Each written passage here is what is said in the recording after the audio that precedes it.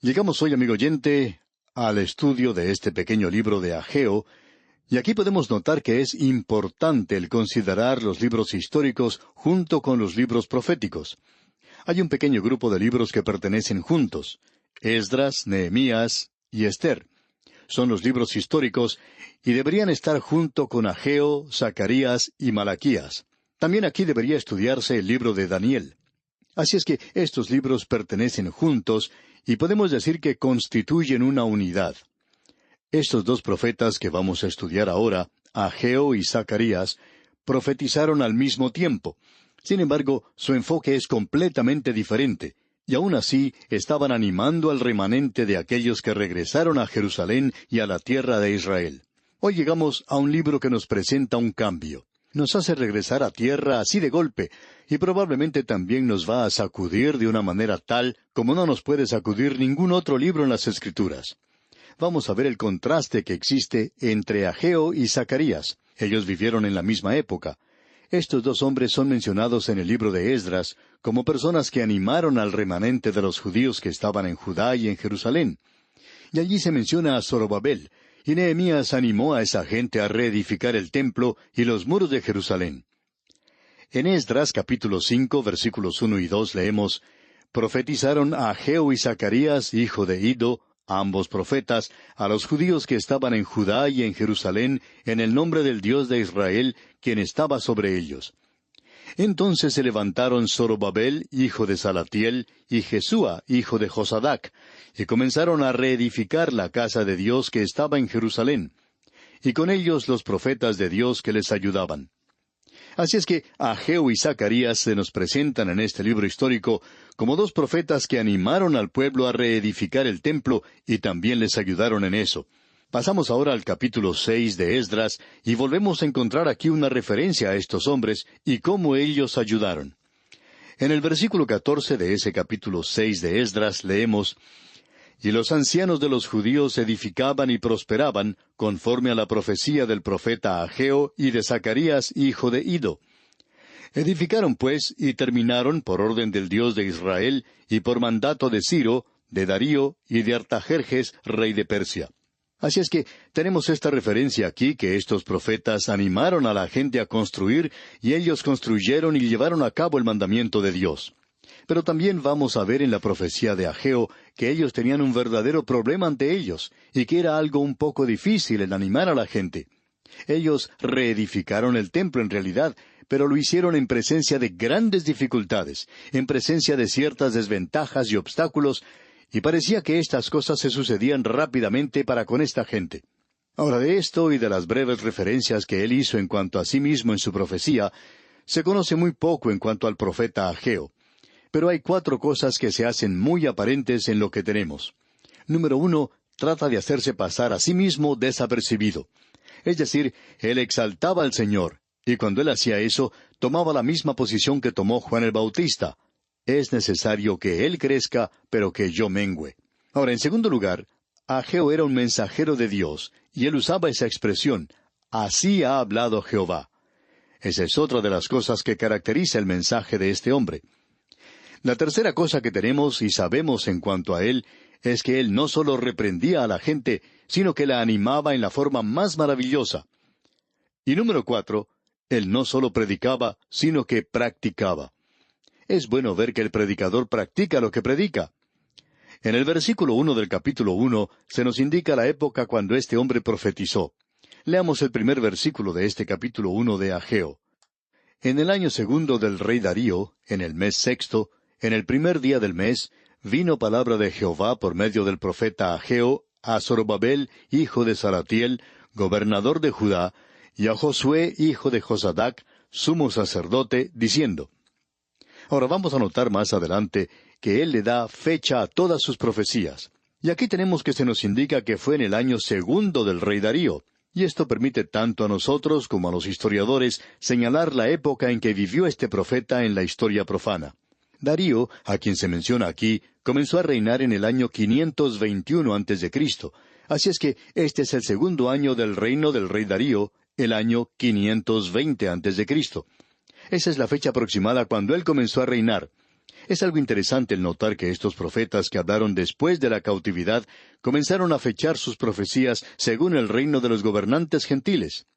Eso hace de esto algo muy interesante porque los otros profetas que profetizaron antes de la cautividad siempre señalaban la fecha de su profecía durante el reino de algún rey de Israel o de algún rey de Judá, o la de ambos reyes. Pero por supuesto, ahora ya no hay ningún rey, ni en el reino del norte, ni en el reino del sur. Así es que Ageo da fecha aquí a su profecía según un rey gentil.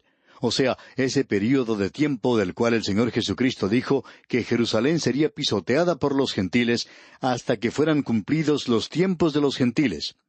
En realidad, ese tiempo ya había comenzado, y ahora la fecha es conforme al tiempo de los gentiles.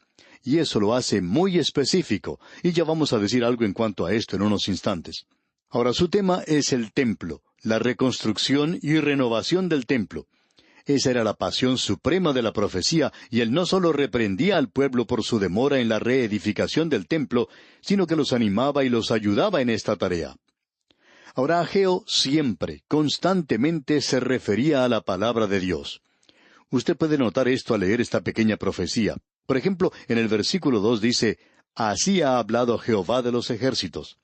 En el versículo 3 él dice, «Entonces vino palabra de Jehová». Y usted puede encontrar esto a través de todo este libro. Él le da énfasis a esto aquí. Aparentemente este hombre se humilló voluntariamente a sí mismo para que el Señor fuera exaltado. Una cosa que podemos decir en cuanto a Ageo es que es una persona muy práctica. No hay nada poético en cuanto a él. Es una persona prosaica. Francamente, amigo oyente, él puede aburrirle. Pero esperamos que no sea así, por supuesto. Puede que sea muy aburridor para usted. Es una persona bastante sencilla. No hay nada que le eleve a usted a las alturas indecibles en lo que él escribe. En realidad, él lleva en su mano una vara para medir. Él es una persona que ha dicho que 2 más 2 es igual a 4. Él medía todo. Es una persona muy práctica. La profecía de Ageo y la epístola de Santiago tienen mucho en común. Ambos le dan mucho énfasis a la actividad diaria, a la labor de cada día. Ambos tratan con las cosas prácticas de la vida y demuestran que la acción es algo espiritual. Si uno tiene una actitud de no hacer nada, es algo malo, según ellos. Y ambos colocan una vara de medir sobre la vida y el trabajo es la medida de la vida. Es una cosa el decir, Señor, Señor, Señor, y llamarle a Él Señor, pero es otra cosa el vivir la vida. Recuerde que Él dijo, «Habrá en aquellos días aquellos que me digan, Señor, Señor, mira lo que hemos hecho». Y entonces Él les responderá que Él ni siquiera les conoce. Ellos no estaban haciendo la voluntad de Dios, no estaban trabajando para Él. El Señor Jesucristo mismo presentó esta parábola en cuanto al hombre que tenía 2 hijos. A uno de ellos le dijo que fuera a trabajar en el campo. Y su hijo dijo, «Sí, papá, lo voy a hacer». Es como aquellos que van a una reunión de testimonio y cuentan cómo el Señor les salvó y cómo Él les ha llamado a ir al campo misionero. Él va a salir a trabajar, pero nunca lo hizo. En realidad, nunca hizo nada. En cambio, el otro muchacho, cuando el padre le pidió que hiciera algo, él dijo, «No, papá, no lo voy a hacer». Él estaba fuera de la voluntad de Dios.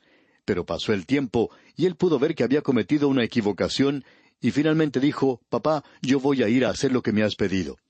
Ahora, él no dio un testimonio, él no tenía mucho que decir, él no elaboró mucho eso de hacer la voluntad de Dios. Él sencillamente salió y la hizo. Él hizo lo que su padre le había pedido que hiciera. Y el Señor Jesucristo hizo una pregunta muy penetrante. Dijo, ¿quién piensan ustedes que hizo la voluntad de Dios? Y esa es la pregunta que hace el Señor, y es una pregunta muy fácil de contestar, amigo oyente. Este hombre Ageo dijo, ustedes tienen que salir y trabajar si es que van a servir al Señor. Él es una persona tan práctica que, hablando honestamente, hay muchos que se apartan de él. Uno nunca puede ver aquí donde él haya tenido algún banquete en la iglesia. Él nunca hizo eso. Él nunca hizo uno de esos banquetes. Él nunca dedicó tiempo para hacer las cosas fáciles. Él dijo, ustedes tienen que salir a trabajar. Y él va a enfatizar eso. Y eso es algo muy importante. Ahora, Zacarías era un poeta.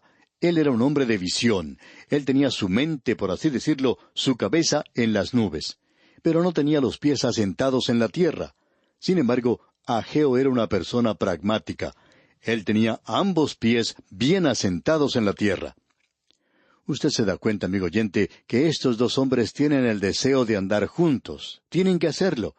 El hombre de acción y el hombre de visión tienen que andar juntos. El poeta y la persona pragmática necesitan andar juntos. Es algo muy importante que ellos hagan eso. Sobre este pequeño libro de Ageo podemos escribir lo siguiente. Así que, hermanos míos amados, estad firmes y constantes, creciendo en la obra del Señor siempre, sabiendo que vuestro trabajo en el Señor no es en vano. Y esto lo encontramos en la primera epístola a los Corintios, capítulo 15, versículo 58. Y es un buen cuadro de este libro. Hace de esto algo bastante destacado, por cierto. Ya hemos presentado algo de los antecedentes que encontramos en el libro de Esdras en cuanto al libro de Ageo. Ellos profetizaron al remanente que había regresado, y especialmente cuando ellos se encontraban desanimados, lo que ocurría en ese entonces. Como ya hemos dicho, Ageo y Zacarías se acercan a este problema desde dos puntos de vista diferentes. Uno de ellos lo hace desde el punto de vista práctico, y el otro desde el punto de vista poético. Este hombre Zacarías tenía una visión, y si quiere tener un ejemplo de lo que queremos decir, él vio a una mujer volando por el aire y ella se encontraba dentro de un efa, que es una medida de capacidad y es de origen egipcio. Hay muchos cultos y sectas en el presente donde las mujeres tienen un lugar muy prominente como parte de sus ritos, de sus servicios, de la imagen pública que presentan. Pero nunca hemos oído de una de estas sectas que tuvieran a una mujer que flotara en el aire dentro de un efa. Así es que Zacarías les superó en cuanto a esto. Pero Ageo no obra de la misma manera. Él es una persona demasiado pragmática para hacer eso. Es decir, Ageo es una persona que juzga la verdad basada en sus efectos prácticos. Por ejemplo, alguien viene y le dice, Ageo, vamos a tener una reunión de oración para poder construir el templo. Y Ageo responde, está bien, si ustedes van a tener una reunión de oración, pues será mejor que lo hagan durante la noche, porque a esa hora no podemos trabajar. Pero durante el día yo quiero que ustedes vengan con martillo y serrucho a trabajar y a construir el templo. Y hay muchas personas, amigo oyente, que no gustan de esto. Las reuniones de oración son mucho más fáciles para ellos porque les permite estar sin hacer nada. Ahora no crea que le estamos restando importancia a la reunión de oración. No se trata de eso, no estamos haciendo eso. Pero hay muchas personas que oran que no hacen nada. No son como esa persona que se cuenta en la historia que dijo, cuando un hombre ora para tener una buena cosecha, Dios espera que él diga amén con la azada. Y eso es algo que necesitamos hoy, amigo oyente. También vamos a ver algo en cuanto a este hombre que hace de él algo bastante destacado. Él le da fecha a todos sus mensajes. En un período de 3 meses y 14 días, según el calendario, él dio 5 mensajes. Cada uno de ellos fue presentado en una fecha específica. Vamos a observarlos al avanzar en nuestro estudio por este libro. El primer mensaje lo dio el 1 de septiembre del año 520. Ahora no nos pregunte cómo es que sabemos esto. Ya hablaremos de esto en la próxima oportunidad, Dios mediante. El segundo mensaje fue dado el 24 de septiembre del año 520. El tercero fue entregado el 21 de octubre del año 520. El cuarto mensaje fue dado el 24 de diciembre del 520, y luego el quinto mensaje también fue dado el 24 de diciembre del año 520. Alguien le preguntó a un pastor hace mucho tiempo, ¿por qué dio Ageo 2 mensajes el 24 de diciembre? Y el pastor respondió, bueno, supongo que porque al día siguiente era Navidad y quería estar en casa con su familia para la Navidad. Claro que la persona que hizo la pregunta no le gustó mucho la respuesta y dando media vuelta se marchó. Él no pensaba que esa era una respuesta adecuada. Pero con eso queremos decir que no tenemos la respuesta, amigo oyente. Vamos a reservar este asunto de la fecha para la próxima oportunidad. Queremos leer ahora el primer versículo de este capítulo 1 de Ageo, que dice, en el año segundo del rey Darío, en el mes sexto, en el primer día del mes, vino palabra de Jehová por medio del profeta Ageo a Zorobabel, hijo de Salatiel, gobernador de Judá, y a Josué, hijo de Josadac, sumo sacerdote, diciendo... Ahora él comienza aquí dando la fecha de este mensaje. En el año segundo del rey Darío, en el mes sexto, en el primer día del mes. Luego dice, vino palabra de Jehová por medio del profeta Ageo. Y aquí tenemos esta expresión que él comienza a mencionar. Vino palabra de Jehová por medio del profeta Ageo a Zorobabel, hijo de Salatiel. Con esto trataremos más adelante, y debemos decir que Zorobabel aquí indica sembrado en Babilonia. Él nació en la cautividad en Babilonia. Su nombre en realidad es pagano. Pero él era un representante del gobierno, era del linaje de David. Y dice aquí Ageo, hijo de Salatiel, gobernador de Judá, y a Josué, hijo de Josadac, sumo sacerdote. Aquí tenemos al sumo sacerdote. Así es que en este versículo se menciona a la persona principal del gobierno y a la persona principal de la religión. Ambos están representados aquí. Y Dios les envía su mensaje. Ahora, Dios mediante, en nuestro próximo programa, vamos a ver cuál es ese mensaje. Y amigo oyente, va a ser algo tan práctico que le va a sacudir a usted. A nuestro juicio, este, sin duda alguna, es un libro muy sorprendente que tenemos en la palabra de Dios. Bien, amigo oyente, vamos a detenernos aquí por hoy, y entonces, Dios mediante, continuaremos con nuestro estudio de este libro de Ageo en nuestro próximo programa. Que Dios le bendiga en gran manera es nuestra ferviente oración.